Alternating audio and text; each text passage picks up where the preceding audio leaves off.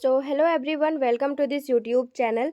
जितने भी students Kolhan university से बीएड किए हैं उनके लिए इम्पॉर्टेंट नोटिफिकेशन एग्जामिनेशन डिपार्टमेंट की ओर से रिलीज़ कर दिया गया है। और वैसे स्टूडेंट्स जो अभी सेमेस्टर थर्ड में हैं, बीएड के सेमेस्टर थर्ड में हैं, उनके लिए इम्पॉर्टेंट नोटिफिकेशन है, तो आप लोग वीडियो को एंड तक ज़रूर देखिएगा। और इस वीडियो में हम लोग ये भी बात करेंगे कि 2023-25 सेशन से पहले जितने भी पास आउट हुए हैं कोल्हान यूनिवर्सिटी से, जितने स्टूडेंट्स बीएड कर रहे थे पास आउट हो गए हैं, उनके बारे में भी हम लोग बात करने वाले हैं। ठीक है, तो इस बार जो हमें ध्यान देना है, जो कि सेमेस्टर थर्ड वाले स्टूडेंट्स ध्यान दीजिएगा। यहाँ स्क्रीन पे देखिएगा, बीएड सत्र 2023-25 सहित आगे के सत्रों में भी आयोजित होने वाली बीएड परीक्षाओं में अतिरिक्त विषय second method paper theory and practical की परीक्षा आयोजित करने का निर्णय लिया गया है। यानी कि जो हमारा कोल्हान यूनिवर्सिटी है, यहाँ पहले बीएड में केवल एक ही मेथड पेपर की पढ़ाई हो रही थी, लेकिन अब दो मेथड पेपर की पढ़ाई होने वाली है। इसकी एग्ज़ाम कंडक्ट कराए जाएंगे। 23-25 सेशन से ये लागू कर दिया गया है। और हाँ, जितने स्टूडेंट्स सेमेस्टर थर्ड में है वे अभी ध्यान दीजिएगा कि आपको आगे क्या करना है, क्योंकि हम लोगों ने फॉर्म फिलअप कर दिया है, तो आगे क्या करना है। ठीक है, यहाँ पर देखिएगा, ऑनलाइन परीक्षा प्रपत्र भरने की तिथि निम्न प्रकार से है। तो पहला पॉइंट में यहाँ दिया हुआ है कि विद्यार्थियों द्वारा ऑनलाइन परीक्षा प्रपत्र आवेदन को एडिट करने की तिथि, क्योंकि इससे पहले हम लोग फॉर्म फिलअप किए थे, जितना भी 1050 रुपया देना था वो दे करके सेमेस्टर थर्ड का फॉर्म फिलअप हो चुका था। अब क्या करना है, सेकंड में उसमें केवल हम लोगों ने एक ही मेथड पेपर को ऐड किया था।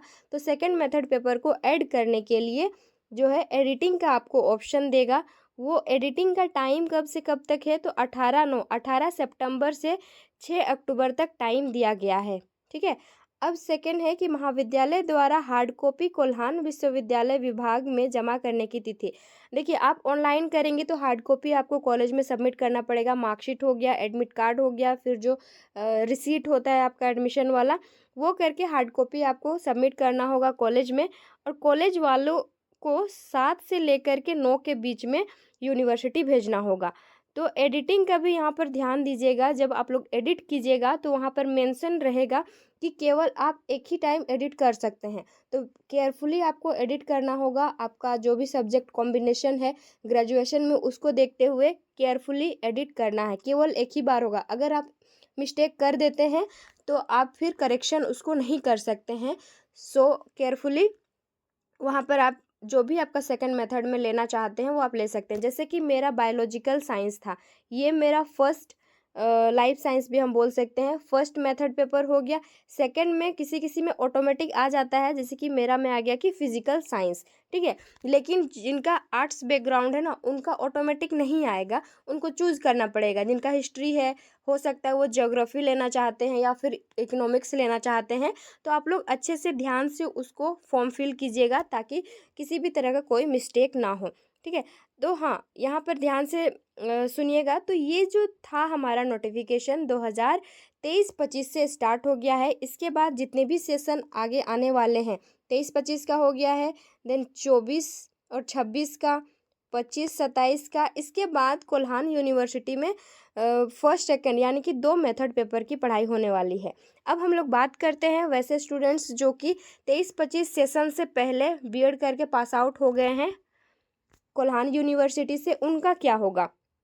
ठीक है, तो उनको वेट करना पड़ेगा। उनके लिए स्पेशल एग्ज़ाम कंडक्ट कराया जाएगा। जिस प्रकार से GE2 के लिए स्पेशल एग्ज़ाम कंडक्ट कराया जाएगा, सेम उसी तरह उनके लिए स्पेशल एग्ज़ाम होगा। तो आपको वेट करना होगा, घबराना बिल्कुल नहीं है। एग्ज़ाम होगा, देर से ही सही, लेकिन काम हो जाएगा।